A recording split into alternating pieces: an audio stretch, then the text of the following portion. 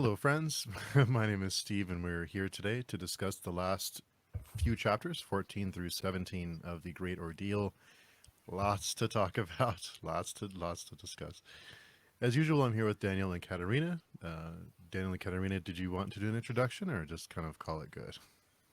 I think we've pretty much established that we suck at introductions. Um, I'm reading this book for the first time. Daniel has read it like a billion times. Uh, and I think I can say that we're both very happy to be here and discuss this book, which I'll ask, I'll be curious to see what you think, but it might be almost my favorite. I agree. I think it's like right there. I just finished it last night, so it's still fresh. But if I had to choose, I think I'd pick this one as my favorite. Yeah, I'm torn between this one and The Darkness That Comes Before. Um, this might, I don't know, this might be a better book, but then like Darkness has like a really special place in my heart. So and maybe just for pure nostalgia, I would probably place Darkness as first, but this was, I feel like this, I struggled, like I enjoyed The Judging Eye, and I did struggle with The White Light Warrior, and I felt like this book was kind of returning. Like I was like, the feeling I had when I read this book was very close to how I felt when I read The Prince of Nothing for the first time. Hmm. Um, so yeah, so I really enjoyed this book. What about you, Daniel? Where would you rank it in if we take all seven books? It's up there. It's hard for me to rank any of the books like that, I guess, but it's one of the top three, maybe. Hmm. Which is your favorite? The end always has Ends. to be the best in order for something to still be worth it, right? Kind of. Yeah. People wouldn't reread these books or want to reread these books if the ending was terrible. It's true. Endings are tough to pull off. At least, especially for a series like this that has so many questions and so many strings, it's tough to bring it all together at the end and be satisfying. So, I don't know. I mean, I would like to think that even if I absolutely hate the ending, I will still like. I know I enjoy The Prince of Nothing. I know I enjoyed this book, so I imagine even if I know the ending's not good, I would, if I go back and reread these books, I would still enjoy them, and they would still be like one of some of my favorite books of all time. hmm. But maybe that's wishful thinking. Yeah. I think well from everyone's reaction of the last book, I everyone just is like has their minds blown. So I'm trying to not let my expectations get too high, but it's hard not to when you hear people like everyone talk about how like mind blowing it is. So and Daniel, I want to give kudos to Daniel because there's so many things that we've been like Katerina and I have been like guessing at, and he does not give any indication whether we're right or wrong, or that must be really tough. So kudos, Daniel, for keeping it under wraps. No problem. Like I said, I just try to keep it all real fresh in my mind, the part we're talking about. That way, all the stuff's like a couple steps away. All the other stuff. Yeah, I feel like the closest I can get to spoilers from Daniel is when I say something and he tells me I'm asking the right questions, Yeah, or interesting questions, I should say. yeah. And even then, it's like really vague. It's hard to tell what question exactly is right. But speaking of predictions, I want to read a couple of comments from the last video on YouTube. Of course, I want to give kudos to Frank. Frank's been along on the journey with us, and he's been wonderful with lots of great comments. And I mean, I know someone's listening, but it's nice to know that someone's like following along with us. It's really neat. And So shocking. Frank, It's yes, very shocking to me that someone would actually want to listen to my voice for hours and hours on. And they're not here for me; they're here for both of you. So shouldn't be shocking at all. But Frank mentions, thanks for another fun, helpful discussion and the kind words. And want to shout out Jim for reading, for coming along every week. He mentions Katerina mentioned a while ago in one of the White Look videos, I think, that maybe everyone would get nuked. Psychic powers. Well, I think you were the one who was predicting that everyone was going to die in some kind of a horrible event, Steve. So maybe I think maybe the credit goes to you. But I will say I was right about the earthquake. I was very proud of myself that I was able to guess that from the pro. I don't know if it was a prologue of the first chapter, but one of the first chapters in this book. Like I did say there was going to be an earthquake. I was maybe a bit wrong about the tsunami. Um, that's not exactly how Theliopa met her end, but yeah, I was right about Yatwer in her giving Momem a bit of a shake. Or the solitary god. They were fighting about who it was, so we don't quite know who it was. Also, I want to give a shout out to Zach. He mentioned Dagliash was also the place where Seswatha was hung as torture with thousands of other people. I believe the dream Akamian visits the Grand Master of the Mandate in the first trilogy was also on that wall. So, another callback. Oh, yeah. I guess that's right. I completely forgot about that. Like the name Dagliach, it did sound familiar when we got there in this book, but I did not remember that's where Seswatha was crucified.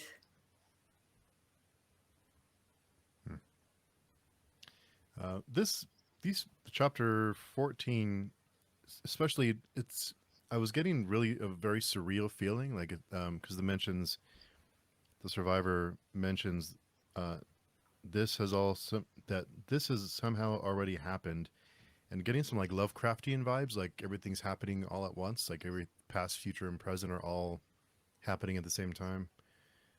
So it had that really I don't want to say disorienting, but like a surreal feel to it pretty quickly. I read that chapter twice, and I still, I like, I felt like I kind of got a sense of what was happening, but also like everything. Like I understand he's dead. I get that he killed himself, but like why he did that and how that came about, I'm still like very confused about. So I think so the way, and correct me if I'm wrong, Daniel, but the way that I kind of, and I might be totally off, because they mentions he did it to join the absolute. um I'm kind of getting the feeling like they're all dead already, and this is like some kind of purgatory, or um that this isn't the end, like death isn't the end, it's somehow somewhere else or something else.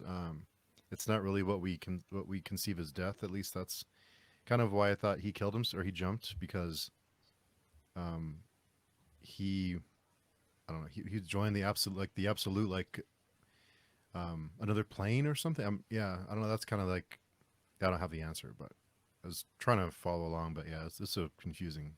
I was hoping I wasn't the only one who was confused with this one. You definitely were not. Yeah, he does talk about the absolute, and I guess at some point it felt like the absolute became synonymous with the god. But then why, like how does death, like what role does death play in it? Because like if you start believing in the god, then I guess you also believe that there is the outside and that hell exists. So if you die, like I mean, I don't think, like if you believe in all that, then you also should believe that you probably will end up in hell when you die, and it's not like there's just oblivion expecting. So I don't know. Maybe Daniel can help us out a little bit. just put us on the right track. I'd say Steve's probably. Both of you are along the right thinking. I mean, I mostly feel like I'm going on in a spiral, so I don't know if that's. Before he met them, he believed that like the Logos was the only truth, and at the end, he was telling the kid that like he was it was all a lie, right? Because there was something else he finally realized.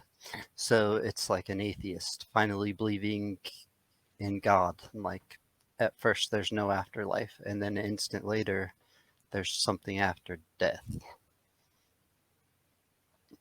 And maybe in a drug-filled binge, he just decided to confront it to try to master the next realm. Well, he also says he's the heaper of the dead, and killing connects me to what I am. And they killed 99 birds, numerous sparrows, doves, and more crows than anything else, 2 falcons, a stork, and 3 vultures. And the 100th stone gets thrown at the end, right? By the kid. Claw hand. At Surwa, right? Yeah. Yep. Well, okay, so what's the deal with the stones? I think it's supposed to mean something, but I have no idea. Like why is there 100 stones and why does he use 99 of them and keeps the one? Or is that something that we're supposed to understand or at least infer at this point? I don't know. I can't say. It's for sure that the survivor went crazy, right? And he has like multiple versions of himself that he talks to. Well, also, okay, so I also now the way that I understood it is that the kid is his kid, right? Crab Hands is his son, and he saved him because of that, but he wasn't necessarily supposed to. Because he's a Dunyan, and Dunyan don't care about that. Right, but he does, which also tells me that maybe Callus is capable of loving. Maybe he does love Espinette, and that's why he picked her. So it is not Callus isn't. He is capable of caring or of loving someone. That's kind of where my mind went with that, but maybe I'm off. So do you think like what does that like is it something that only like is it something that maybe all Dunyan are capable of, or is it a fault that's only specific to the Anasarimber? Very good question. I have no idea. The little bit of non-men in him. Well, we don't know that for sure, do we? I think you said something about the Anasarimber somehow being like mixed blood a long time ago. I remember that coming up, and I think you said it, Katerina. Well, I think we play with the idea, but I don't know that we have any evidence that that's Oh, actually true. because the Anasarimbers live longer than normal people. Oh, do they? The old kings did, yeah. Okay, I did not know that. I feel like before the womb plague, even non-men had really long lives compared to humans.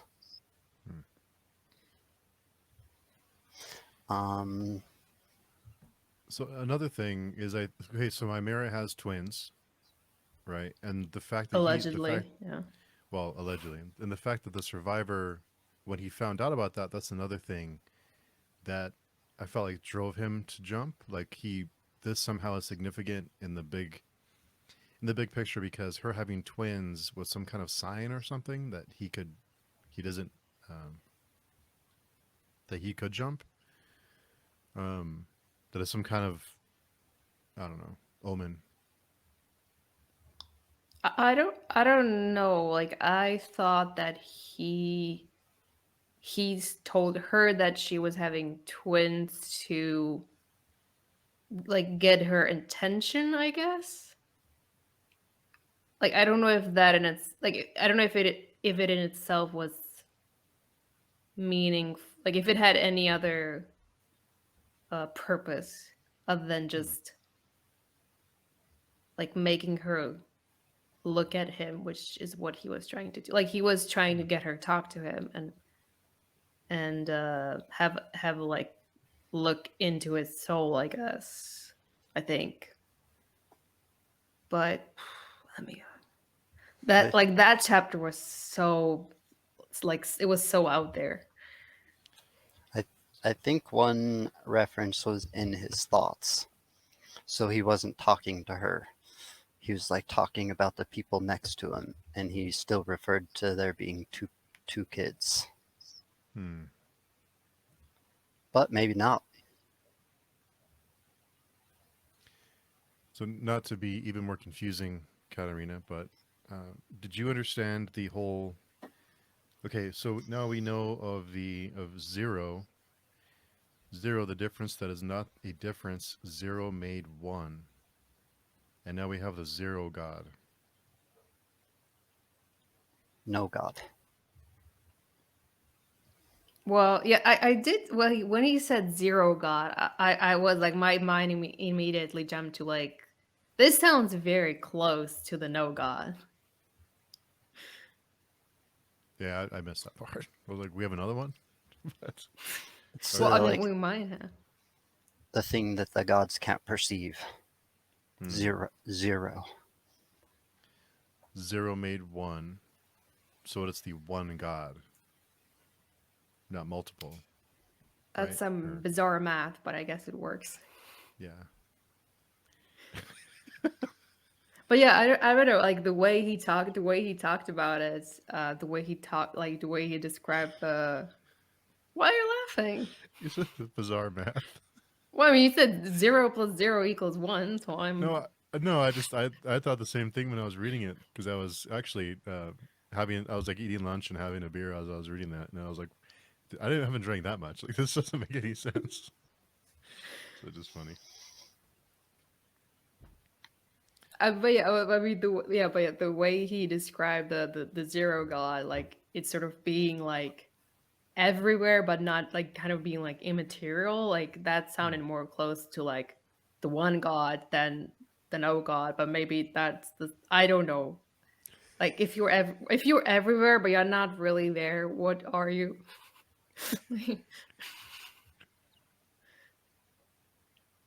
It's a good. Okay, we're on the same page. It's a good question. Oh. Yeah, all those chapters or passages are in the head of a broken Dunyan, right? You have to remember whose head you're reading from, even if it's getting cut off and rolling around while it's thinking still. And he also has a certain reaction to the eye, right? The eye watches and approves. So the eye, I think, is more significant than I thought it would be. Sounds like, anyway. This also could just be him, like, as I said, being an atheist, and then all of a sudden being able to control everything except for this one thing that broke his entire philosophy on life, broke the Dunyan's entire philosophy on life.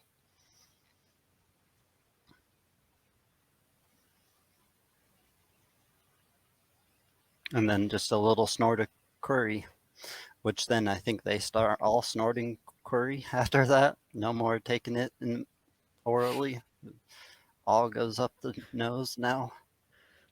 I guess Well, that's you can call that evolution. That's what the Janine are all about, right? Yeah. But yeah, I was also surprised that the judging eye has become so important part of the plot.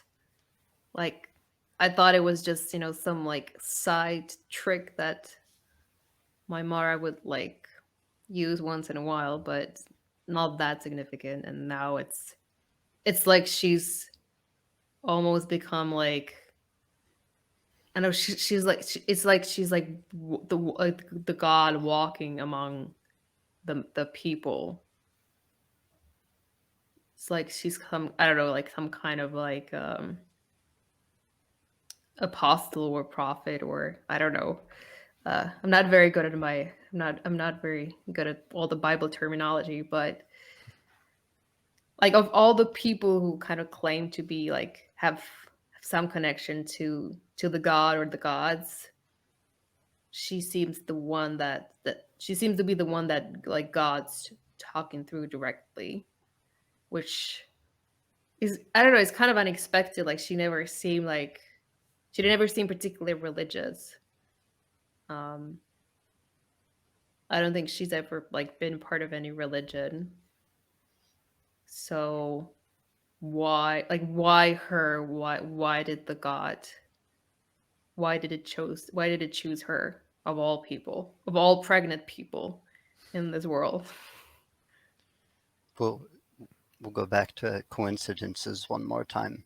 Like, why did the survivor pick up crab hands when it wasn't in his nature?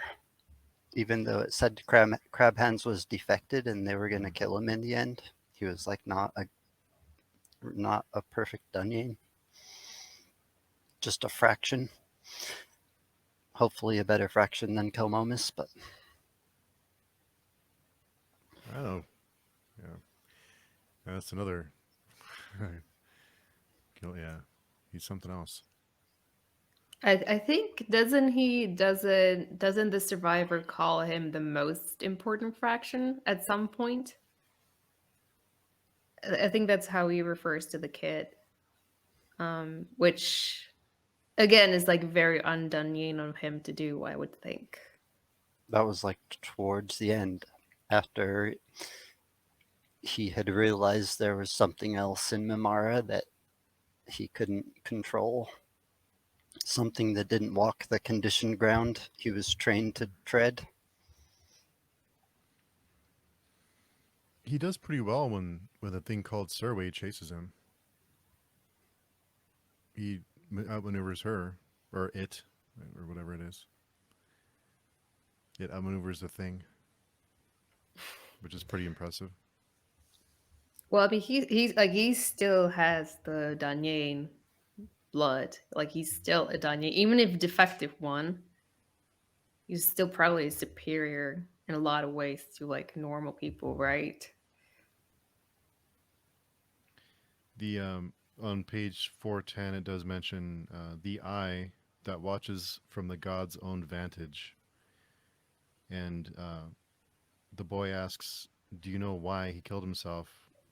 And the answer was, you know, do they matter? Do his reasons matter? Where do they go? That way, the world ends that way, boy. Pointing to the north. The giant nuke explosion they see. Mm. So, yeah, because the god demanded it, he killed himself. Which, so did he choose to do it, or did he do it because he was told to?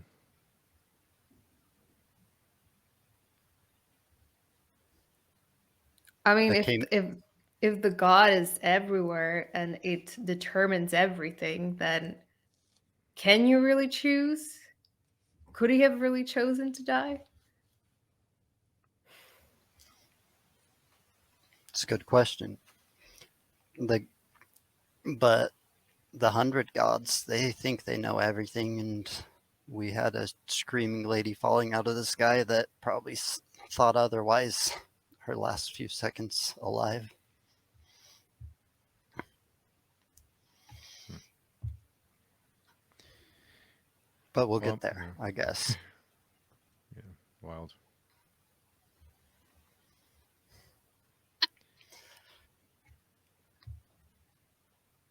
Yeah, that was a pretty crazy section. It would have been cooler if the survivor had lived a little longer. Kellis's true son. Hmm. Yeah, it was strange. I guess I kind of agree. Like he is a cool character, and it would have been really interesting to see like how he would, like what role he would come to play in all those events that are happening. But at the same time, I feel like like we're already following so many characters and like so many plot lines that I'm kind of happy there's like not, you know, there things are like coming together rather than like going apart again. It also also would have been fun if he would have had his face bashed in by the breaker of horse and man who returns to us. I mean, his face was already like half gone anyway. So He he he was scarred up like a Sylvandi, but he looked like a Kellis. What would Nair have thought? it probably scared the shit out of him. I mean, already like where the kid. I mean, he just seeing the kid already freaked him out. So imagine if he saw like an adult, younger. Well, I mean, I don't know how old is the survivor? Do we know? Would he be Uh, approximately the same age that Callus was when he met Naor, or the same age that like Moengus was when he ran into the Skilvendi?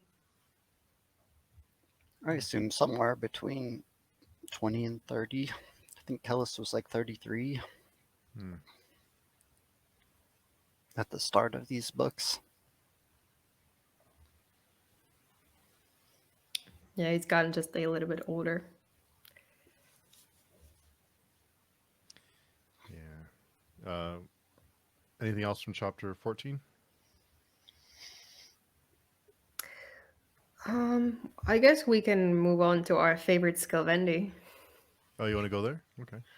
I Well, mean, it's the same storyline. I guess we can yeah. go there.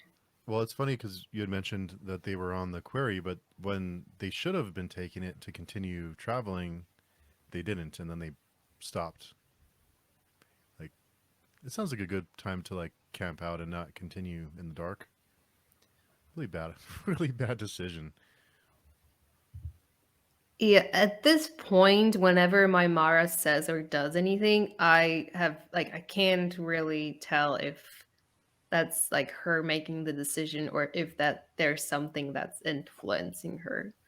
And I don't know, it's kind of weird because like on one hand, I can now I've come to like more appreciate like why she's part of the story, and like I understand that like she's really important. But at the same time, it seems like she like the story, like her story is not her story anymore. It's Hmm. like, you know, there are other powers moving her and like forcing her to feel certain way or behave certain way, that it's, I don't know, it's like a it's a strange situation where she's not really in control of herself. So why, like it makes me feel, I guess it makes me, I was like maybe I was more empathetic towards my Mar when she like was herself. But now it's like it's not her anymore, and so I feel like a bit detached from her character, if that makes any sense. You know, that is a excellent point that I didn't even think of. I didn't even think of it. I just thought um, she just wasn't experienced in this type of situation. But yeah, that makes total sense that she's been influenced somehow by the eye to make certain to have certain things happen. Like certain things have to happen, and they're directing her. Do you have the same feelings about Sorwil or Satma Nanaferi, who are all influenced? Well, you know, I I guess have a soft spot for Sorwil. but he's equally pushed, isn't he? He has a different power, I guess.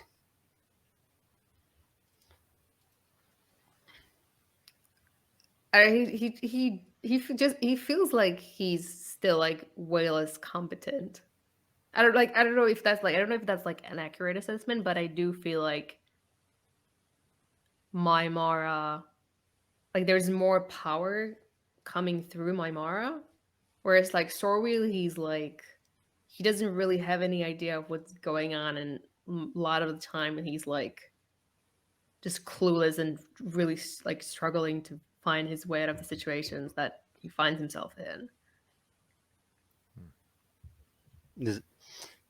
Is his will more competent than any other? Or is will? Wait, will what will? How many of these characters can you say have will at this current time? Have free will, the choice. I have no idea.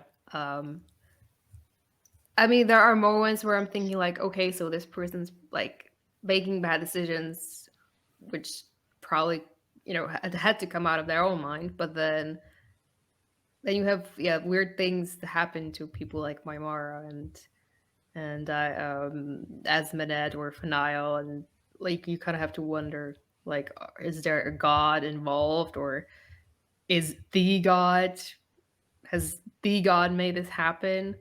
Has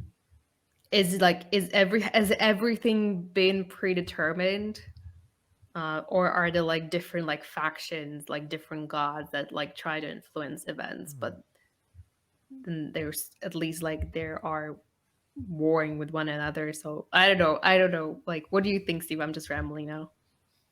No, I wonder if even Kellis has agency, or if he's because he seems to be pretty powerful, but he lets things happen, or he allows things to happen that I would think he would stop, but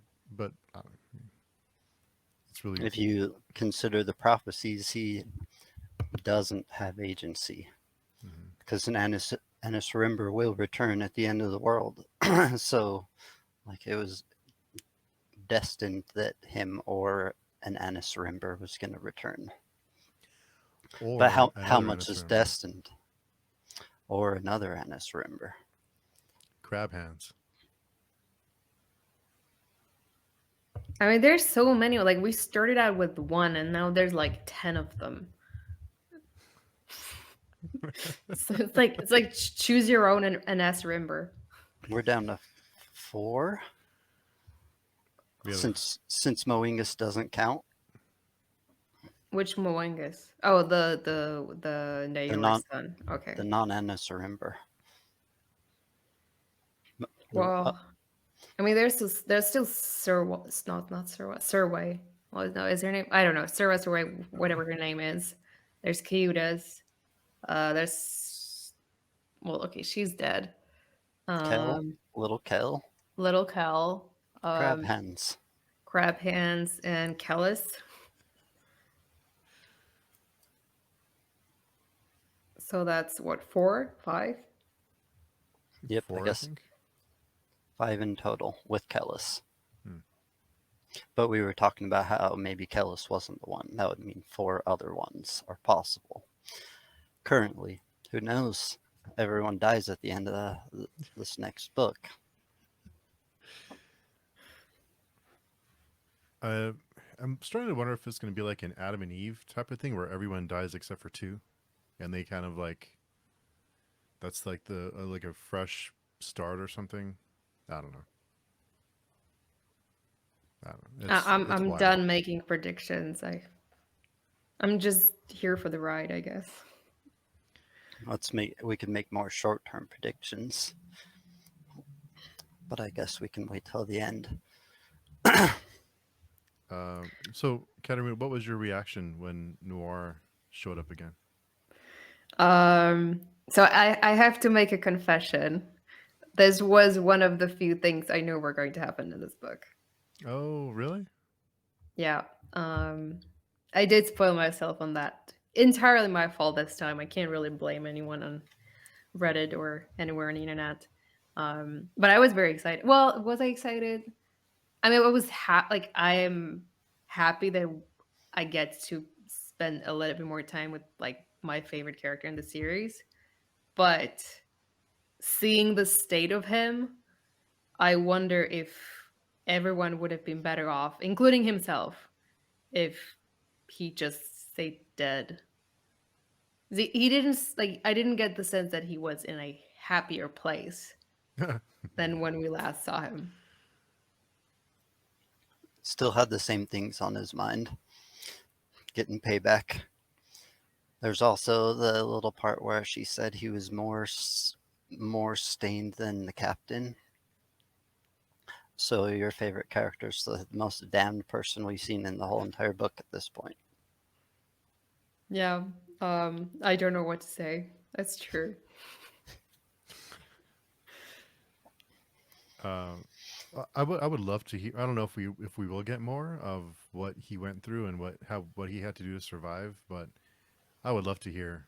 I would love to see what he, because I'm sure he had help though, and it makes sense for the consult to enlist the Skilvendi, right, to have them on their side. I mean, it's a Well, nice ally to have.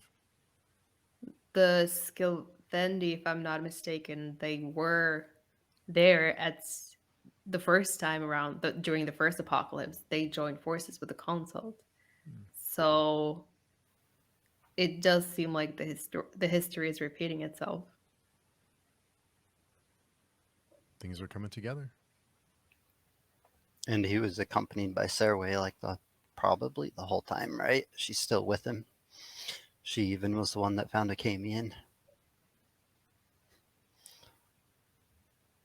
Did you guys catch that part?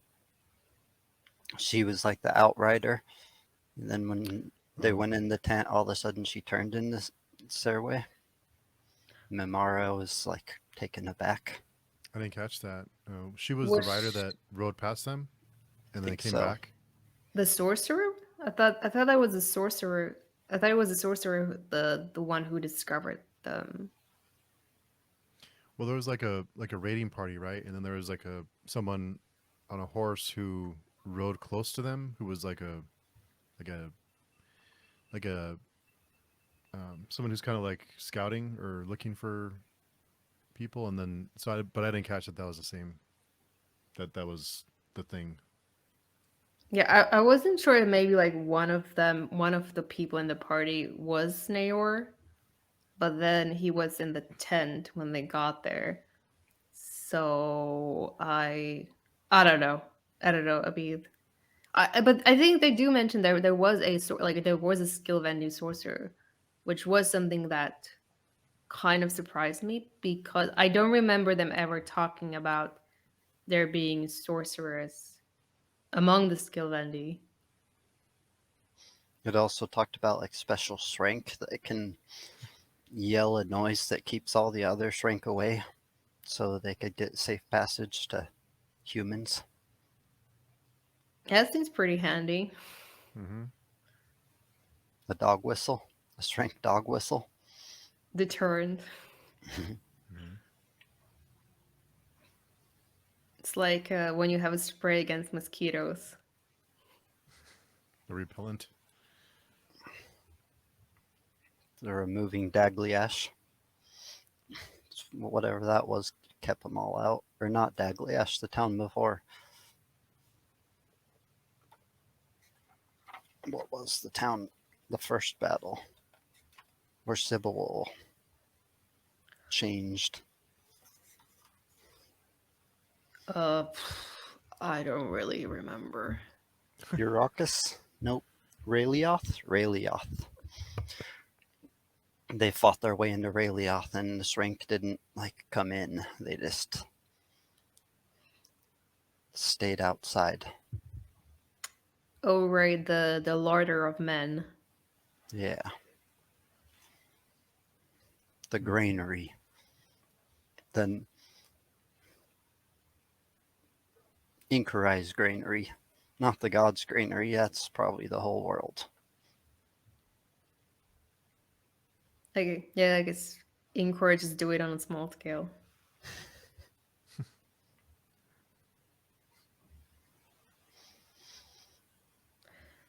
So what did you like? What did you think about Naor letting them go at the end? I don't know. It kind Why of did he do it? surprised me that he let them go. I think his lust for revenge is kind of clouding his. Well, let's say clouding, but maybe he's doing things that he wouldn't have because he wants revenge and he thinks that they'll help him.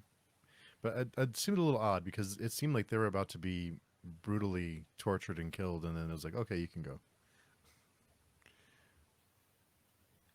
Yeah, it was bizarre. I don't know myself either. Like I don't know if the eye played a role in that. Like maybe he got too scared of it, or maybe he just found some, I don't know, compassion within him, which that seemed very unlike Naor. Hmm. But maybe he's getting old. Getting soft in his old age. Out of all of the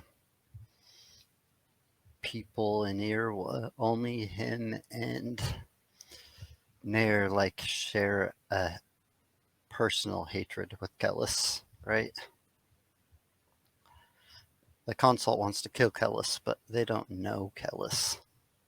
Nair knows Kellis and hates Kellis.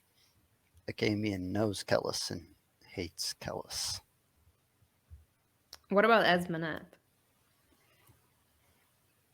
Esmnet just seen Kellis again and is crying at his feet. Who knows? Who knows what she thinks? Oh man. Maybe next book we'll figure out a little bit of what's going on in her head right now. I mean, I hope so, but for like, if I understood it correctly, she also wanted to have him killed. It seems like all the characters from the first trilogy are want Kellis to be dead. Kelmomis does. Proeus doesn't. Proeus, I think, maybe still loves Kellis. Of all the people who should want him dead, should be Proeas.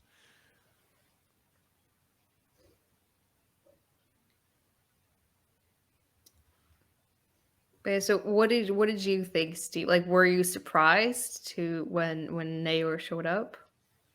I was surprised. Well, when they were walking through the camp and they brought them to like the chief, or I forget what they called him, the like the I forget the term that they used for it, but it was like a younger person. Oh, the king of the tribes. Yeah. The king of the tribes. Yeah, I thought maybe he would be there, but when he came out of like the shadows, I thought that I was pretty excited. Pretty excited to see him. I mean, he's never been my favorite character, but it was neat to see him again and to know that he survived. Because if anyone could survive, it would be him. But even if he needed help to survive, but if anyone could do it, he'd be the one to survive. I felt a little misled by our Scott Baker because if you read the what came before part of this book, it does say that Naor died at the end of Thousandfold Thought. Does it really? I think so, yeah. I thought it was left vague. We all die and we're reborn every couple years, cellularly. Also, I just should not read it too. I should read it more abstractly. Was what you're saying? It's just me like reading it wrong.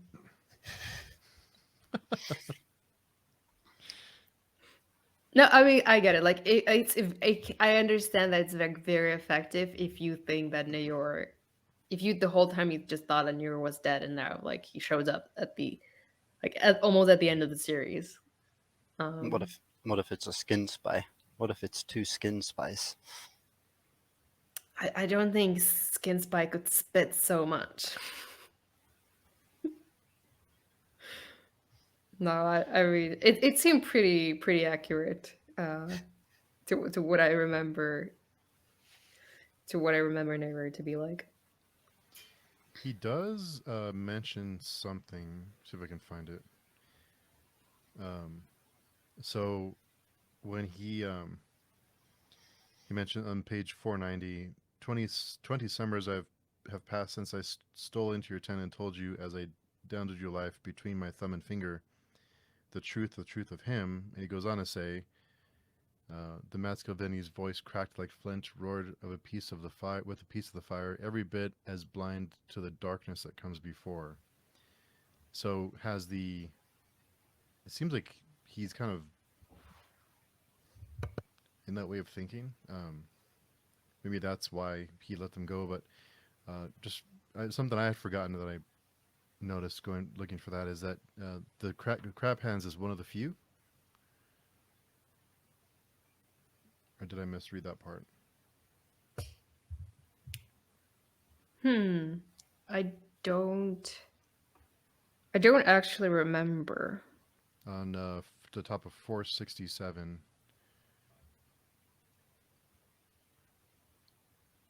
Well, I don't have the physical copy of the book, so. Oh, I'm sorry. But I mean, it's like it seems to run in the family, so I wouldn't be too surprised. Mm-hmm. We know that Coringa, the survivor, was one of the few. Callus is one of the few. Mwangas was one of the few. I sense a pattern here. Wasn't the brother this there's too many names. The one who died. Which one? Enrolatus Sammy? No, Maithanet. Mathanet. Sorry, he was one of the few too, right? Because he spotted Kami in the book one. Yeah, that's so yeah, right. it does make sense. Yeah. Moingus and Kellis.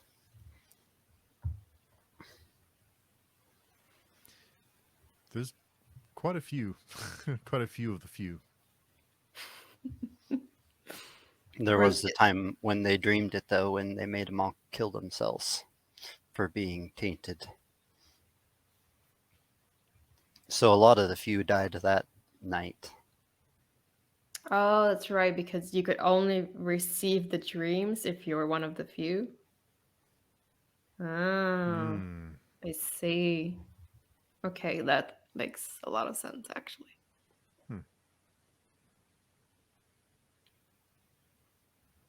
That's why a lot of the Dunyan didn't have the dream. That's why they purged the ones that did.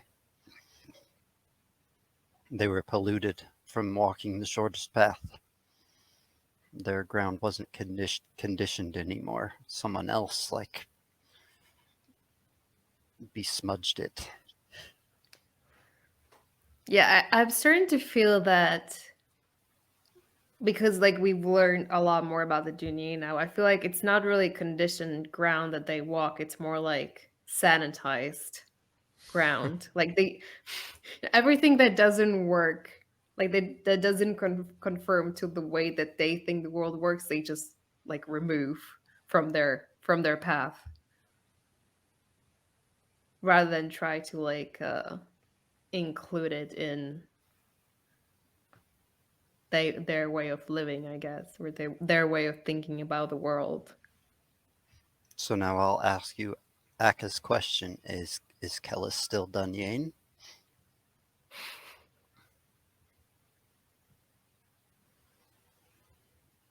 Or has he conditioned this new ground, or is it still sanitized ground? Well, just going off of the philosophy of the Danyin, Kellis does recognize that the gods exist. He does know that magic exists. He recognizes that there is something like the god, which doesn't really match with the Dunyan's philosophy. So I guess at least in that sense, he has moved beyond that. He's moved beyond the Danyan. And then we got these people that have the white luck in them that seem to know what's happening and Kellis seeming to come from a blind spot, right? We'll get to that in a second, I guess. So speaking of the White Luck, and this is something that I thought about reading this one. We had a whole book called The White Luck Warrior, right? And it seems like maybe it's going to play a really big part in the last book, but it seems like I don't know, like the one of the least interesting aspects to this series so far. Like I'm not all that interested in it. Like it doesn't all the other things that are going on, it a lot more compelling than the White Luck Warrior to me anyway. But maybe I'm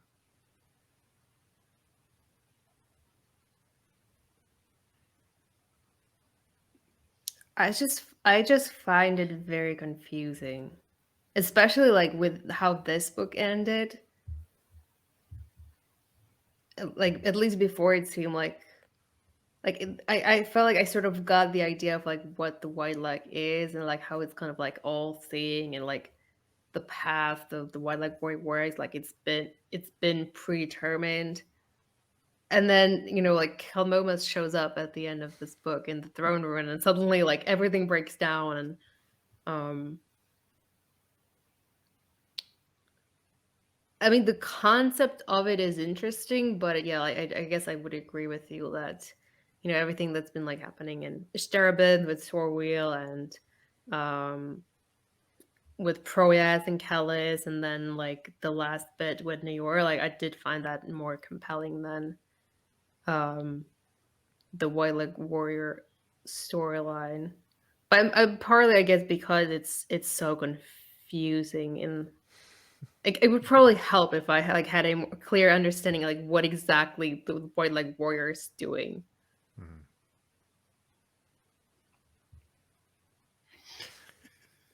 Yeah, I know what you're saying. Before the White Luck Warrior, you guys were still on the fence about the role gods could play in this world, right? And you guys thought they played zero role. Yes, I did make the mistake of assuming that. One time we might have discussed whether the Narendari is the real White Luck Warrior or if it is Sorwil, right? Mm.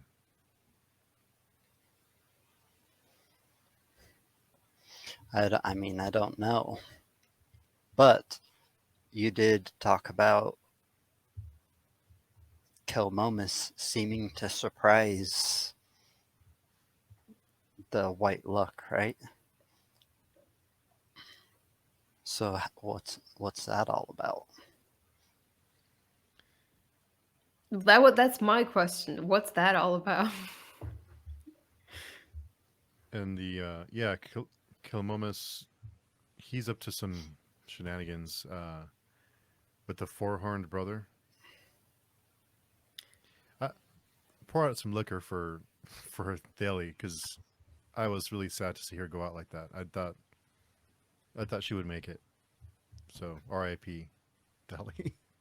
She was probably my favorite Annis Rimber. Not as far as story goes, but as far as just maybe being a possibly decent human goes. Yes, I was also very sad. It's like especially like because we learned you know new things about her in this last chapter, like about like her and her relationship with Enrolatus and yeah, she's like one. She seemed like the most like normal person out of all the Anessarimba children, I guess, or like maybe the most relatable one. I did feel for her, and I did feel like her death at the end was like very, very, very unfair, and also like very I don't know, like all of all the deaths that you could die in these books, having a Mhm. building crash on top of you is like that's not a very like fancy way to go out. I feel like she deserved a little better.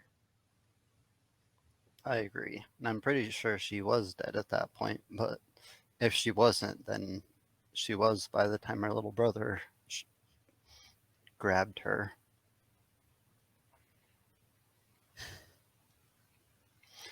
I couldn't tell. It seemed like she was dead, but I don't know why he still smashed her head in.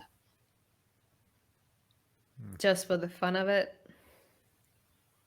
And then Essinet saw his face in the reflection, and he had to run away because it wasn't the right face. He wasn't showing the right face. Yeah, that was also that I thought it was also a little bit underwhelming. Like I did kind of anticipate that eventually Esmenet would find out that Kalmomus is not the sweet little boy that she's always assumed that he is. But I always thought it would be maybe like she would catch him killing someone or bathing in someone's blood, and here she just sees his reflection in a shield or in a mirror. So if the White Luck, or if Kelmomus wouldn't have shouted, who's going to win? Kelmomus shouted because he wanted his dad to die. But that's what I think made him survive. Like that's the reason he survived at the end. In the end, right? Like I mean, it was kind of confusing because I think at some point there were like swords coming out of the ceiling and like tears of God or something. I don't know what that was supposed to be about. And also I wasn't really sure if it was like actually happening or if it was something that the White Lug Warrior was like thinking he's like seeing happening, but like in the future for us. But somehow Kellis hears the kid and he steps sideways, I guess, and then like the building falls, like the ceiling falls, but it falls on the like where he was standing before. So I guess Kalmomas did like save his life, unintending to do that. Or Kellis knew all along. So I think we predicted before that the gods played no role. And I think now we're on the opposite end of that. So is Kilomus even Kilomus? Is he just the 400 brother doing like a puppet for him? Like, or are they all just puppets on strings? Just like, is this like a fun time the gods are having, just moving the pieces around? And I don't know. Is the four horned brother involved at all? Like, I'm still confused about that as well. Like initially, like In Kelmomus's head, it's became the four-horned brother, right? So far. Outside of his head, who knows?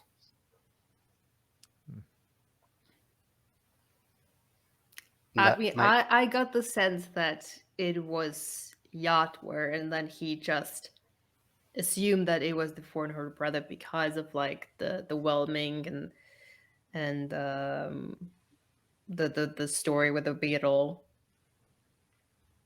And the Narendari he's following around, basically, or who he thinks is tied to the four-horned brother, who's really not tied to the four-horned brother. It's so complicated. But okay, like putting this aside, why could the White Lug Warrior not foresee Kalmomus shouting out in that moment? Like, what is it about Kalmomus that the White Lug Warrior is there like a reason that he was not able to foresee that? Can he like see Kalmomus at all? Daniel You know, is like just maybe stone face. It reminds me of when the White Luck Warrior killed the Narendari. They're both like tools of God, right? So did one of them not see, or did they just like put their tools in the little fighting thing, and they knew one would come out and one wouldn't? Is the Four-Horn Brother less powerful than Yatwer? Is that why the Four-Horn Brother was able to be killed by Yatwer, or the pawn of the Four-Horn Brother able to be killed by the pawn of Yatwer? Why was Kellis able to kill the pawn of Yatwer? So many questions. What are the decapitants? What is the head on the pole?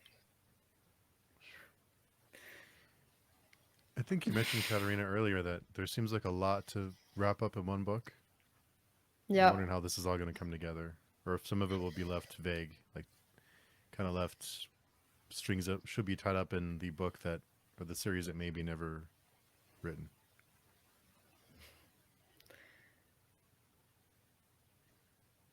I'll divulge what he said about those books after the next book. Once we finish, I'll say what he said about the last books.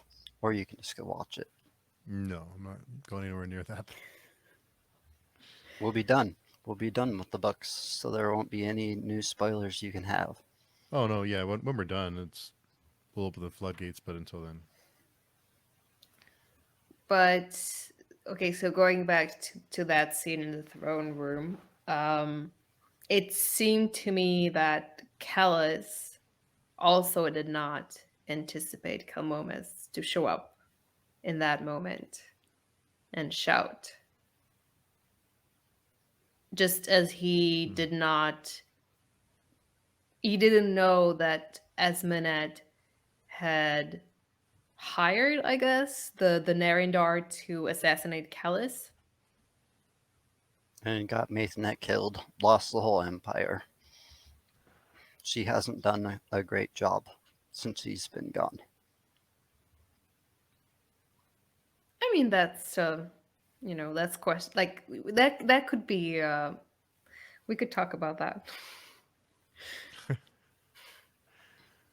She's done her best, but maybe it wasn't always the right decisions that she made along the way.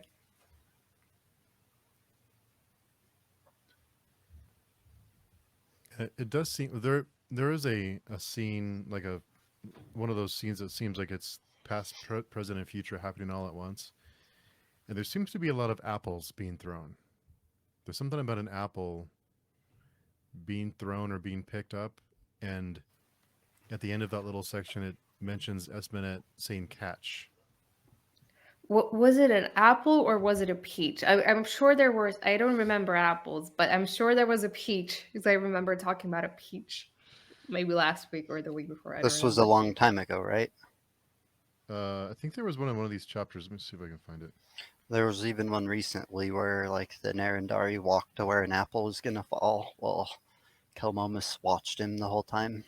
Ah, right. But I remember there were also oranges at some point, like very, very, like maybe a few books back. There was something with oranges. Like I think he like is something like he smelled an orange and then he killed the Aspect Emperor. I think that was sort of like a prophecy or like a vision of the future, which I don't know if necessarily materialized. I don't remember any oranges in this chapter. Yeah, it's it's I think it's in the chapter 16, right after Esmenet tells Kellis that I let it happen. The gift of Yatwer sees himself seeing as he steps out of from where he has awaited the columns. Beat goes on to Mother claps the rug of the world.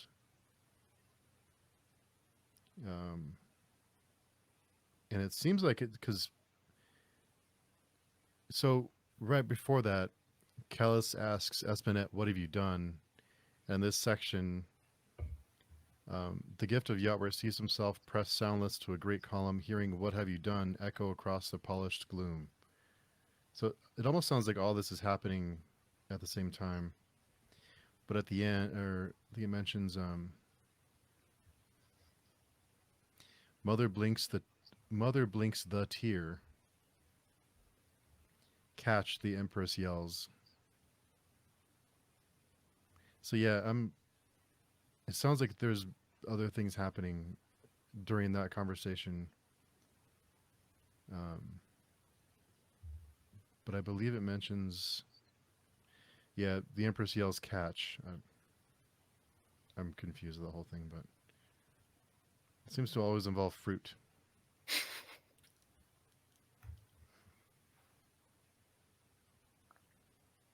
Well, I remember when she meets with the Nerendar, I think she throws him a peach and she says catch. Oh, okay. But I don't know if that's the same scene that the Nerendar is reliving here, considering that he sees everything, like he sees the past, the present, the future simultaneously. Or if that's a different kind of fruit that they also are throwing around.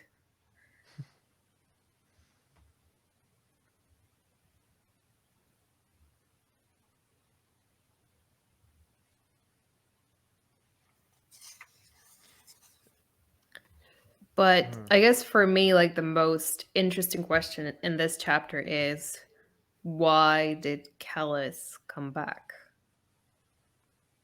Did Well, like does. did Oh, he go like did he actually come back because just for Esmenet? Is that the reason why he's there? Doesn't he say something to the effect of "I'm trying to fix things" or "I'm here to fix something"? Um, He ended the whole rebellion really quick. yeah. Yeah, poor Malawebi. I he was like not the most interesting character in this book, but still I felt kind of bad. He's been dragged along with Vinyl for like months now, and he's seen all this like massacre and bloodshed, and he seemed like a pretty like decent guy, and now he gets to spend an eternity like with hanging at Callus's belt, and his headless corpse has been shipped off to what's to Zeum to And the bloodline. yeah, which also like end the bloodline doesn't mean that Zoronga is in danger. He would be the last one.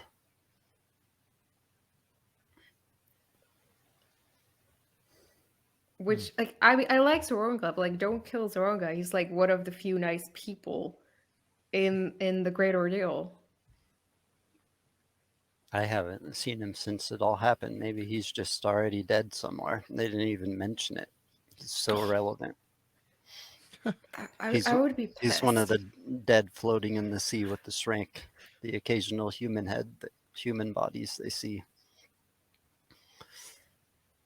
I mean, maybe it's better to get knifed by a demon than dying from the radiation disease.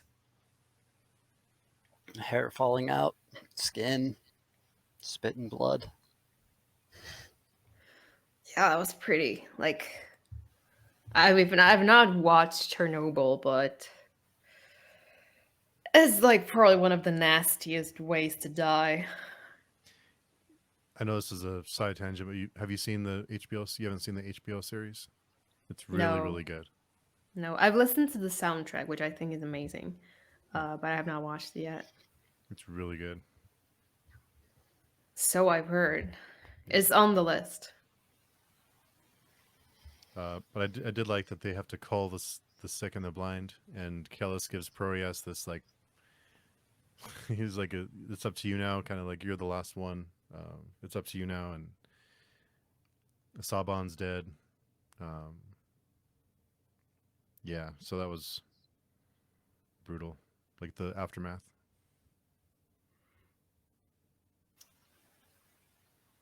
And Yeah, still Sybil is walking. I think he was there at the end. He got lashed by nuclear fallout, and he's still walking. across the dead bodies that have floated back into the river. So I mean, and they all seem to be following him. So I wonder if there's going to be like an army of these like dying, decaying people like marching towards Golgotha. What did they call it? Thus the second great or the what happened in the first book where they broke off and they all went and died? What was the name of that again? The first book? Which first book? What? In the first series, when the people got impatient and they ran out and all died. Oh, the vulgar holy war. Yeah, this is like the vulgar Great Ordeal.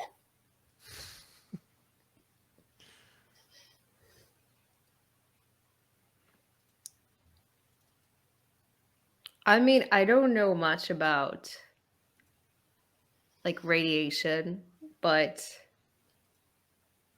like how far do you have to be from the epicenter of the explosion to not be affected by it? Where I live, I actually know a little bit about that because Hmm. we have like downwinders in this state, they're called, and they get money from the government for having cancer Really? Oh. because of the nuclear tests in Nevada. Oh They yeah, we they have it would here too. Yeah. they would wait till the wind blew like towards us because California had too many people.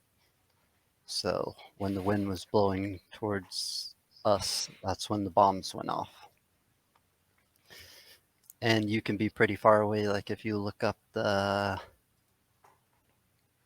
stuff about the movie Genghis Khan, that I can't.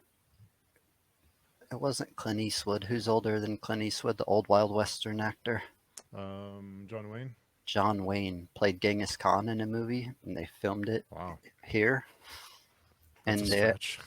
they were all on horses, like trudging up the dust right when all that was happening. And most of the crew like got bad things happened to them all.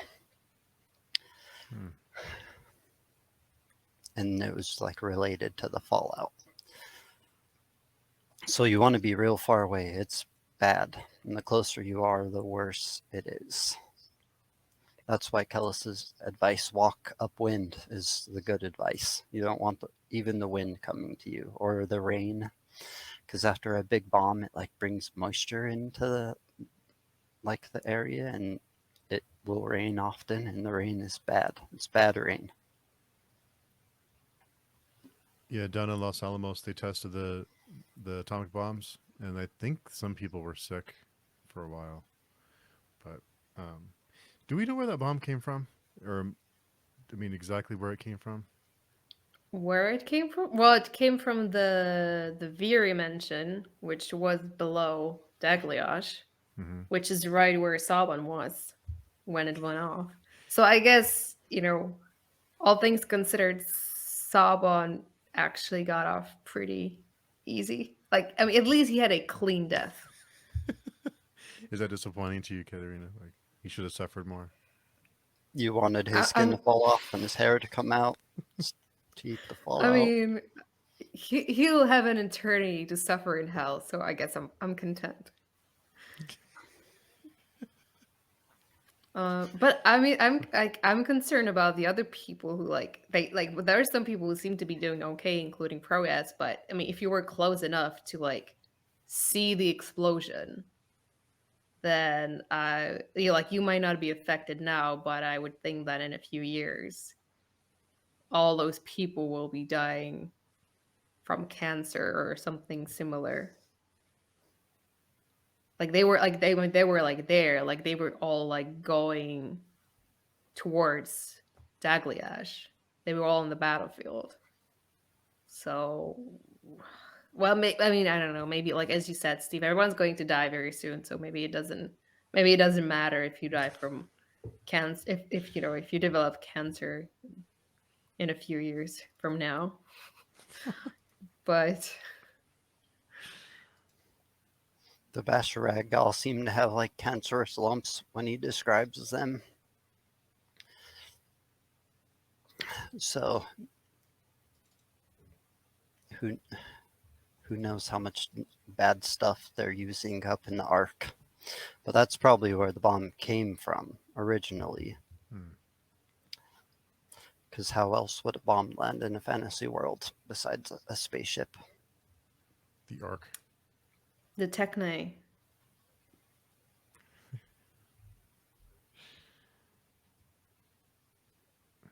Yeah, what a wild book.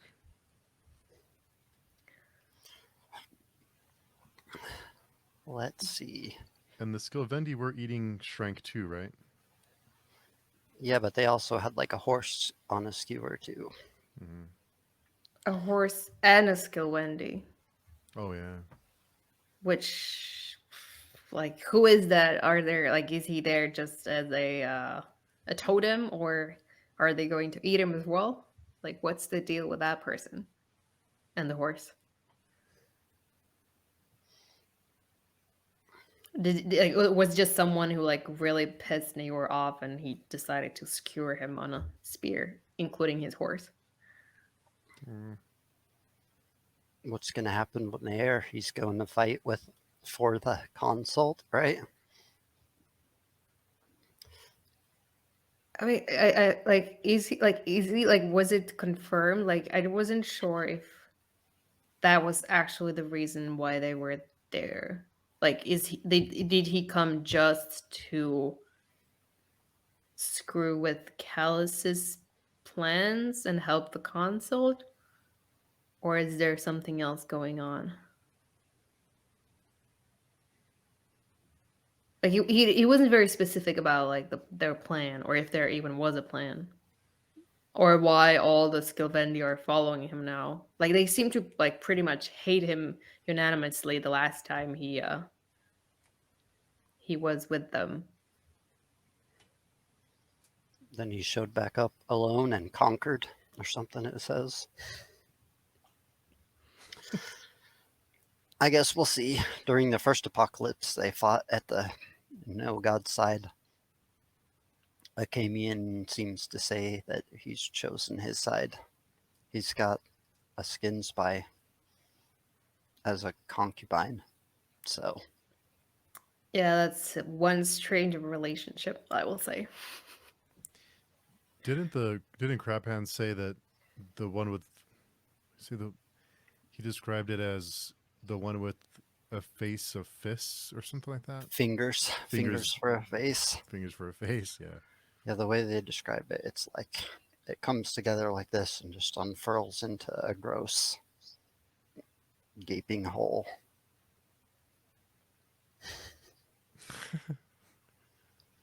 Yeah, And who knows how their body transforms too, because their body has to like change a little shape too.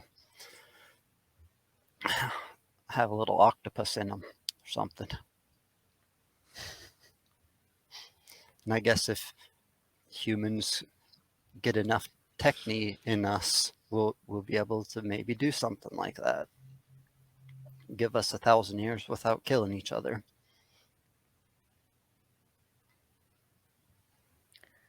I wonder what it says about Nehor that he decided to keep, like, that the skin spy still looks like Survey. Oh yeah. His prize. His sanity. Sanity, okay.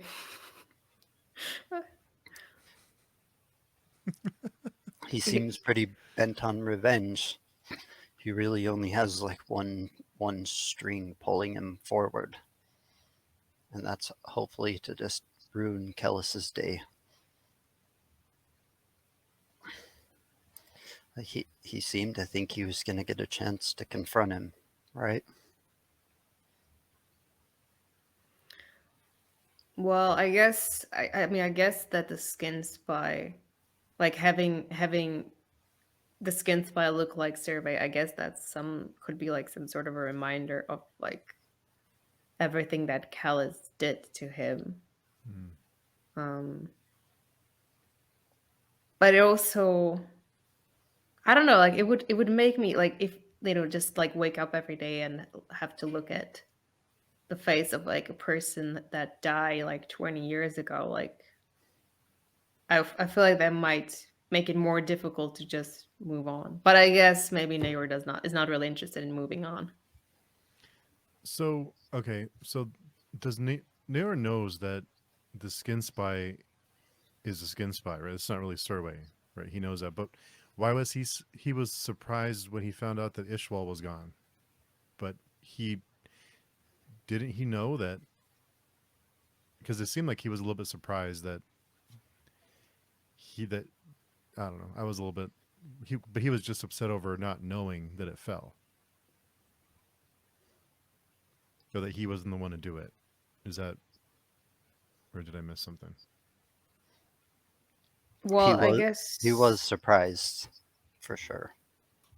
I guess if he has entered an alliance with a consult, and he's like living with a skin spy, then he would probably expect the consult and or the skin spy to tell him about it. So I get that. I mean I just like I guess I understand that he would feel betrayed and blindsided. I mean that's like a pretty big deal, destroying Ishwal. So I So feel if like he felt that he ought to have known about it. They ought to have told him. so had he known, so she it didn't tell him because it was still using him, right? It didn't want him to know that it had fell because it wasn't done with him yet. Like, is that why it didn't tell him? I don't know. Why keep it a secret? It's a good question. I don't know. I haven't really thought about it that much. Yeah, who knows how deep their relationship is, or that the skin spy is just like a rudimentary tool of the consult. Who knows how compartmentalized everything is.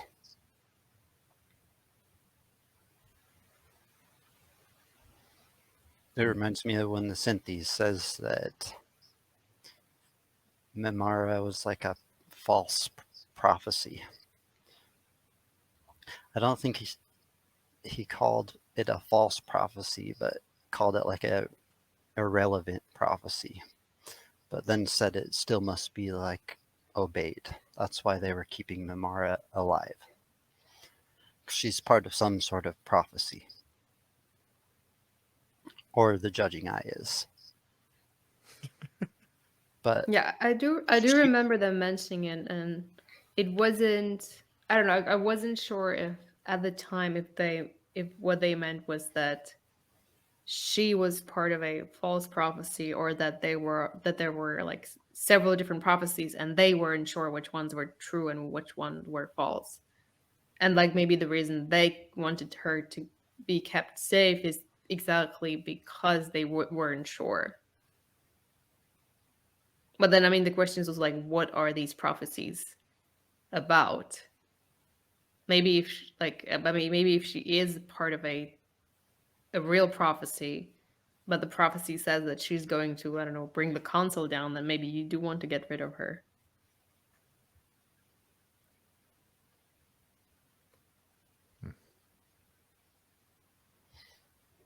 we still don't know a lot of what the consult is thinking. Yeah. Haven't heard from them since like I guess the Synthes and our Ing are directly related, but not the nine-bodied whatever his name was. What was his name again? Uh, I think The it began with an S. Sarsalith? Sarcellus? Sorceries? No. Oh, I think no, Zachary's is the other one. That's the mandate schoolman.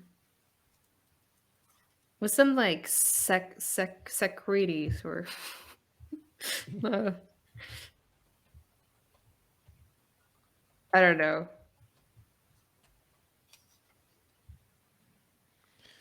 yeah, I lose track. This book doesn't have any of the bad people's names. Sorry. Was there? There wasn't a anything Appendix? at the end. Yeah, there's nothing, right? There's like 3 pages just with all their names and what houses they're in, and a map or maybe 2. But like we were talking about earlier, there's 150 pages in the next book. A couple stories. So I guess we'll figure out how we're going to approach that when we get there.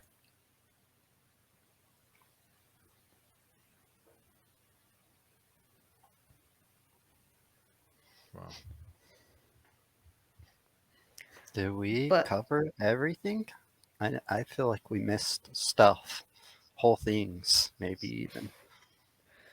I mean, probably missed a lot, but one thing that we should definitely talk about is the dream at the very end of the book. The The continuation of the chains, Oh, yeah. the sarcoph. the sarcophagus. Yeah. What the hell is that about?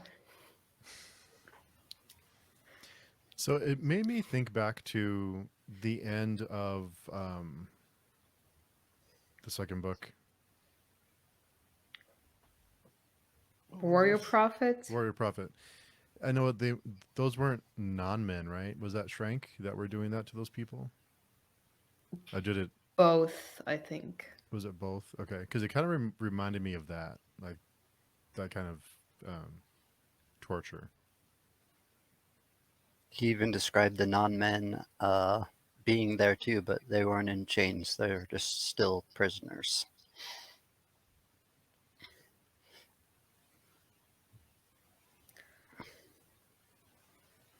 Yeah, I don't know. I just got this like sense of slowly approaching doom. Every dream we've gotten a little closer, right? First he was just like in some random tunnel, not knowing why he was being pulled forward. Then he's realizing that they're pulling people out and killing and desecrating them. And that's why the chain moves forward 4 steps instead of 2 sometimes. The most Yeah. hardcore part was to me where they described like how they like killed people at sea, pursing. That was hardcore. Just imagining being pursed. Maybe it's because I have a fear of drowning. So if I couldn't swim for sure, it would be way worse. I don't know. I just really want to know what's what's in the sarcophagus and why are they sending people into it? I mean, I assume at least that we will probably find it in the next book. And second question, is this happening in the past? Like, is a common dream of something that happened in the past? Or is this is this the future? Or did it happen at all, I guess? Do you guys remember when he first had these dreams? Whose eyes he was in? So Swatha's, right? Well, I mean, it kept changing. First as Swatha, but then now Coyote, and then we switched to Kalmomas. It's someone who gets captured inside of there. Well, we know that no, it's not. It's now Coyote got captured by the consult. We did dream. There was a dream that Akamian had where that happened. And then his dreams became him in chains, just being tugged forward, right? But I think even initially in his dreams, he still knew he was him. Like when those dreams began, he knew who he was on those chains. Now it doesn't talk about it, but Yeah, Well- maybe the person whose like eyes or like whose life he's dreaming, maybe that person doesn't know who they are anymore. Just thought. depends on how long the chains are, I guess. How many people they're walking into this sarcophagus, burning, flaming, whatever it is.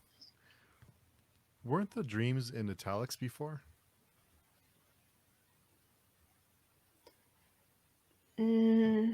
Maybe parts of them. I don't remember. I don't think so. I don't Oh, know okay. if whole dreams where it's usually the White Luck Warrior whose thoughts are like when time is everywhere. It becomes more italic, or singing when the boatman sang. The italics are weird in these books, though.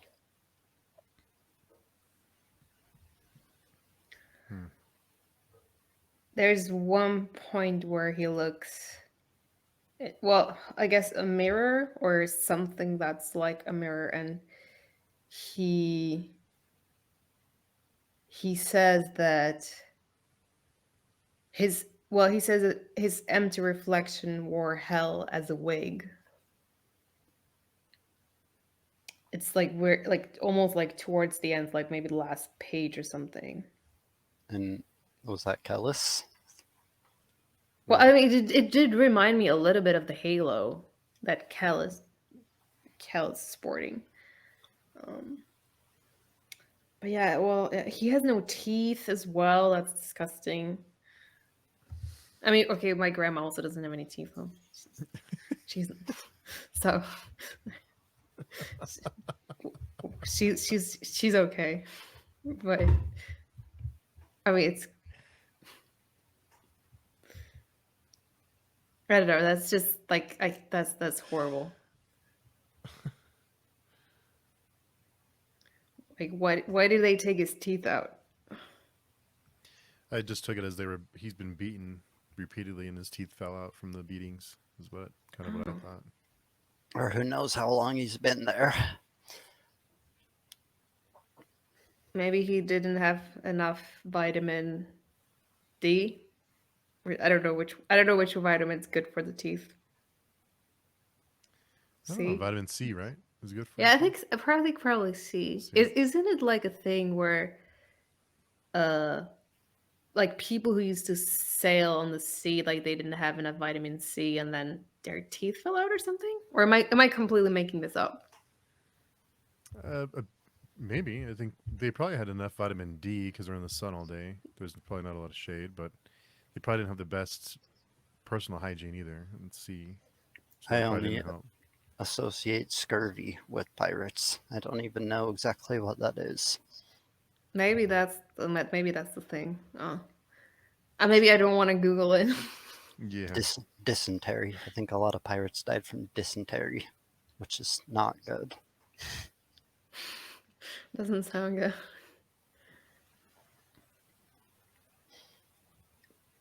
So it sounds like the second apocalypse has begun, right?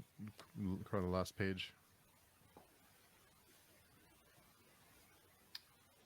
So, yeah, because I thought that we were skipping ahead. I didn't realize that was I was wondering if that was like a glimpse into the future,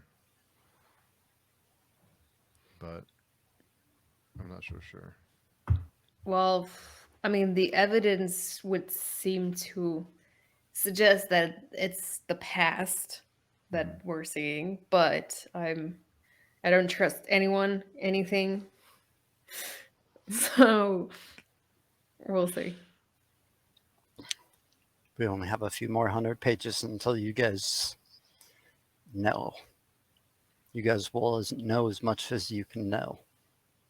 And then we'll have to reread everything to see what we missed and Yeah. look for more clues and details. We can see how many of your questions get answered at the end. I've had so many questions that I don't even remember them anymore. I should have probably written them down. Yeah, there's been a lot. Yeah, there's lots of passages I'm going to have to go find before we wrap up the last book. Wow. But yeah, I mean, I guess going into the next book, I'm looking forward to finding out what happened to Sorwheel and Serwa and well, the entire of Ishterabinth. If there are any non-men left, didn't seem like they were going to make it last time we saw them, but I guess hopefully we'll see. And I really want to know why Callus came back. If that's some part of like a greater plan, or if maybe he just came back for like he actually came back just to save Esminette. Because he did say previously that like he left moment behind, that he didn't care anymore, like it was not important for him anymore. So it seemed like he was not going back, and then he shows up to save Esminette. So what's going on? Why did he come back? It also seems like he was grooming Proeus to lead the Holy War on the final leg of the march, right? Or he at least said so at the end. Yeah. And he said something like that Proeus will have to make decisions that only a non-believer can make. So what's that all about? Like what possible decision will he be confronted with that no one else can make for him? He seemed to leave the sick behind pretty easily. I think they told him to clean the walls and throw all the bodies off. And they'll be right back, and then they just leave. So I am encouraged though, because I think Daniel, you mentioned that because we were talking about how much we like this book, and you said that's encouraging because this was originally one book. The last two is originally one book. I think they picked a good spot to end though. So yeah, if it sounds it like was we're in for a treat. like a giant bang, like R. Scott Baker usually ends his book with like a one big great revelation. Last week we found out what happened in Dagliash, which would have been, I think, a good spot to end. Right. I mean, there was a pretty big bang. There was a pretty big bang. But this end was good too. We got a lot more information. We had Sapman and a fairy fall out of the sky and screaming for mother. Do you guys think she knew that was going to happen? That's the question he asked Malawebi. Well, I mean, she did say that they were all dead. So I assume that she knew that Callus was coming and was going to finish them off. But then Callus seemed to suggest she didn't know that he was going to kill her, or at least kill her that way. That's in that specific way. So I don't know. I don't know. She's like, my God's so cool. Look, they made an earthquake, and then she dies. The amount of tabs I have in this book is a little crazy. Yeah, and also, I mean, remember there was this sort of a prophecy that she shared with Malawebi, where she told him that something like that he like someone was going to kill him for taking something, I think. And now I don't know, I probably I have to look for it. Um When it's her, she's always talking about people taking instead of giving because she yeah, just okay. gives expecting nothing because she is the mother's priestess.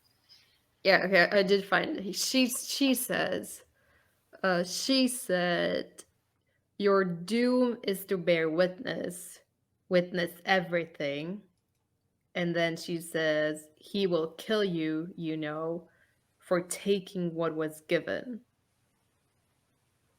Hmm. So, well, we know Melody's dead, and we know that Callus killed him, but I still don't understand what it is that was taken according to Yadwar.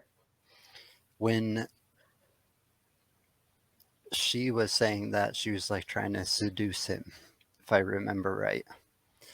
And she seemed to be alluding to like the finale, and that's why he like turned and fled. I think that's the same chapter. He like runs from her because she's like trying to get naked and seduce him. At which point, the finale probably would have killed him for taking what was given. Yes, but then he didn't take it, I think. Yeah, and now we Eh, know his head is cursed to witness. So maybe she was talking about a deeper prophecy, like you're alluding to.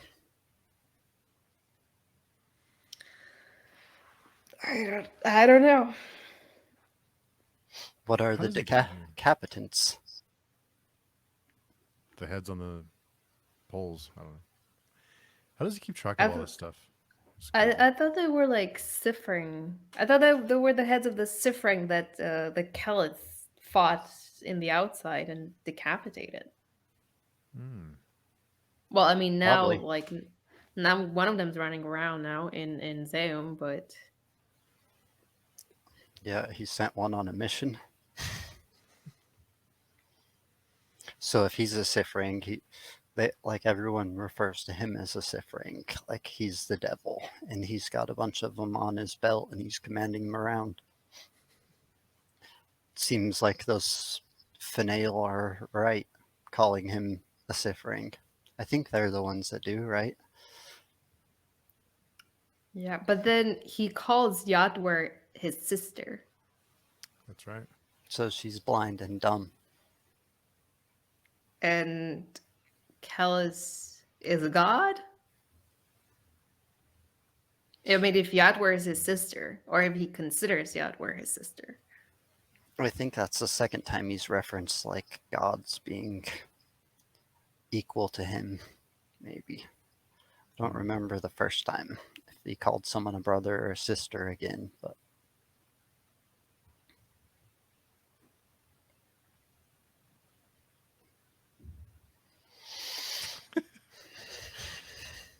So, Katerina, do you have any predictions for the last book? Don't, don't, don't. Just give us one prediction, one thing you'd either like to see or you think we'll see, or both. I don't know. I'll make the obvious prediction first. There is an obvious one. It appears like we're going to get to Golgotharoth. As all we have to get across is the field appalling, whatever that is. Right. Okay, that's a pretty safe prediction, I guess. And probably something crazy is going to happen in Golgotharoth. Seems like Yeah. it always does. I guess maybe my prediction would be, well, I mean, I don't even know if Sorwheel is alive. Is he even So, Sorwheel anymore? well, that's a whole another question. Um, I think, okay. I guess maybe I'll just guess that there will be a convergence at some point, and everyone will meet at Golgotha. That seems like a pretty safe prediction. So we're talking all plot, all people in all plots that are currently still alive. I mean, well, I mean, Proyas is going to Golgotha. I think Akamian's going to Golgotha. Naor. Um, Sorwil and Serwa, if they made it out of Sterbenth, like where else would they go? Maybe Kellis is the only unknown. Like we don't really know. Kellis and Esmnet are just gonna make a new empire. Leave this vulgar Great Ordeal behind. I mean, like considering that at the end, Esmond wanted to have Kellis assassinated because that's how much he's got on her nerves. I can't really see. I can really like picture them like making a home, like a happy family home somewhere far away, just starting a new empire together. So, Katerina, do you think the three primary characters from the first trilogy will survive? So, which do you think will survive? Kellis, Nur, or Espenet? Do you think all those will? Do you think they'll all survive, or who do you think will die? Akamian. Oh yeah, came in. I'm sorry, came in. Yeah, four. Proyas, he's been there all along. Yeah, probably yes too. One of the last ones. There's not very many that have been there all along. It's true. I think my initial guess was that Proyas and Akamian were going to survive, and that Esmened was probably not going to make it. And Naor, I don't like. What would be the point of? Well, I don't know. Like, what is like? I mean, trying to think like, what is the purpose of Naor anymore in this story? Like, like I feel like his storyline was sort of like completed in the first trilogy. So, and I also don't know that he has much to live for when all this is done and over with. I don't know. I mean, I have no idea. Like, His prime focus seems to be wanting to just be there when Kellis dies right now. He just wants to see all the Dunyan die. Even that little kid that got away. Little crab hand. especially the ones that look like Kellis, like many Kellis. Yeah. What are your predictions, Steve? Besides from everyone getting blown up, or is I that still your think prediction? I think they're all. I don't know. A Are they bigger nuke. are they already all One, dead? I don't know. Well, I mean, we know they have nukes now, so that'll make it easier. I have a feeling that Espinet's going to survive somehow. this the next series, they'd all just pull off their Matrix plug, and they've all been living in a simulation the whole time. I And don't then it know. becomes a sci-fi. Maybe it's like a they're already in. It's like they're in some kind of purgatory now, or maybe death isn't what we think it is. Like we see it as the end, but maybe it's just another. It's the absolute. It's something else. Religions, the way they think of death, it's like never ending, right? Mm-hmm. Some religions, you got to become a god and make your own planet and go ruin other people's days. That'd be kind of fun. In all of them, you seem to live forever, though.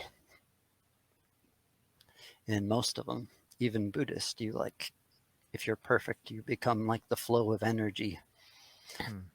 Let's call it the absolute. You become the absolute. If you're not perfect, you become a bird. That's not too bad. But That's nice. you're just living perpetually forever.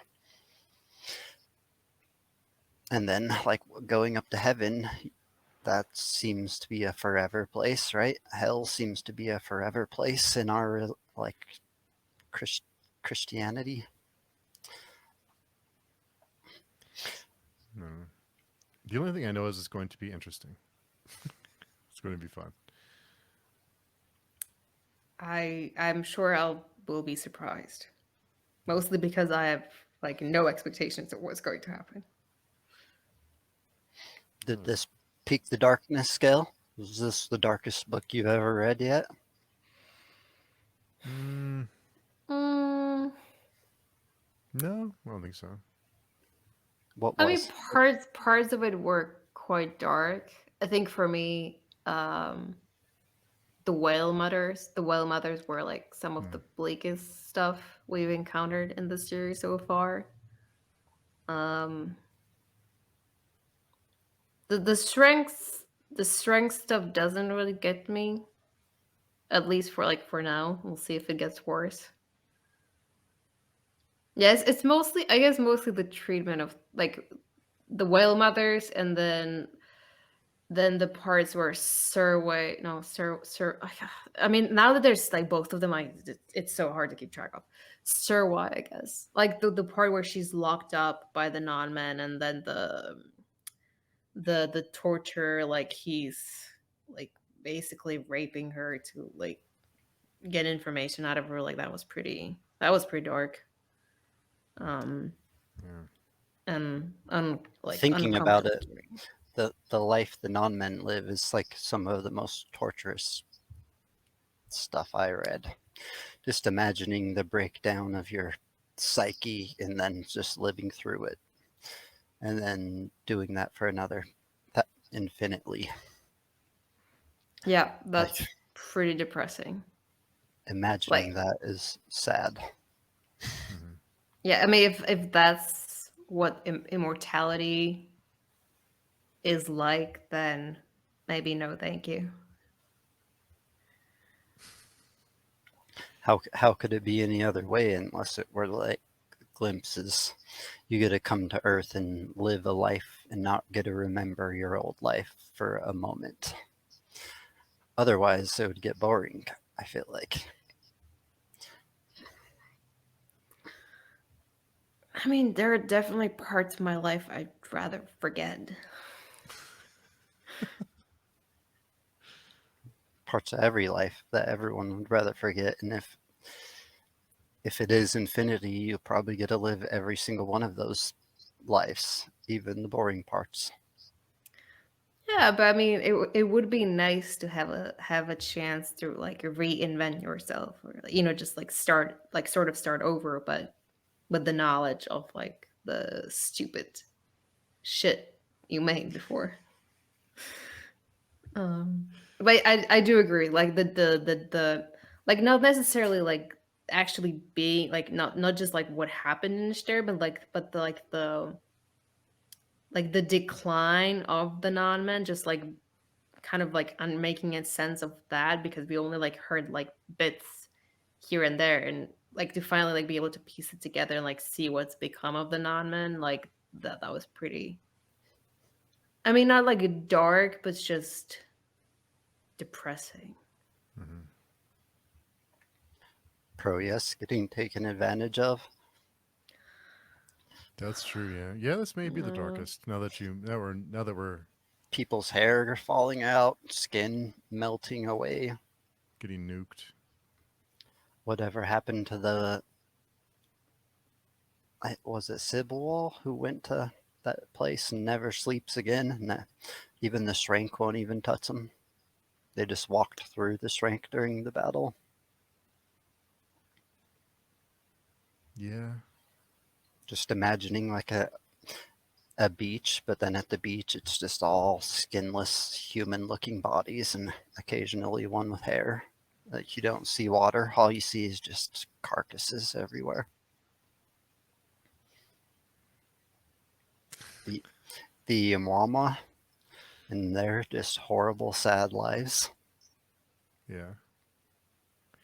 Yeah. I think this this may take it. Wow. Pretty brutal. Kellis going to the outside and then just like suckling on dead babies.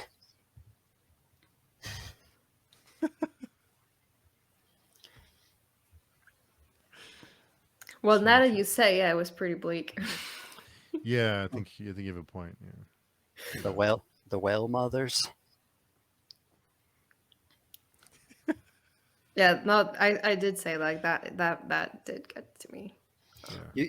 You can even feel bad for the survivor and the crab hands, even though they're like responsible for the whale mothers. They even had it pretty bad down in the thousand halls. It was cool how it talked about the first couple times the survivor confronted like the shrank. He had the little crab hands on his back. Follow, but then like the last time crab hands wouldn't.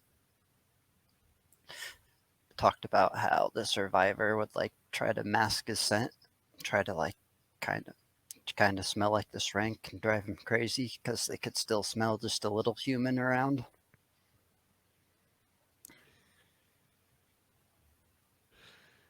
So what you're saying is it's a feel good kind of book.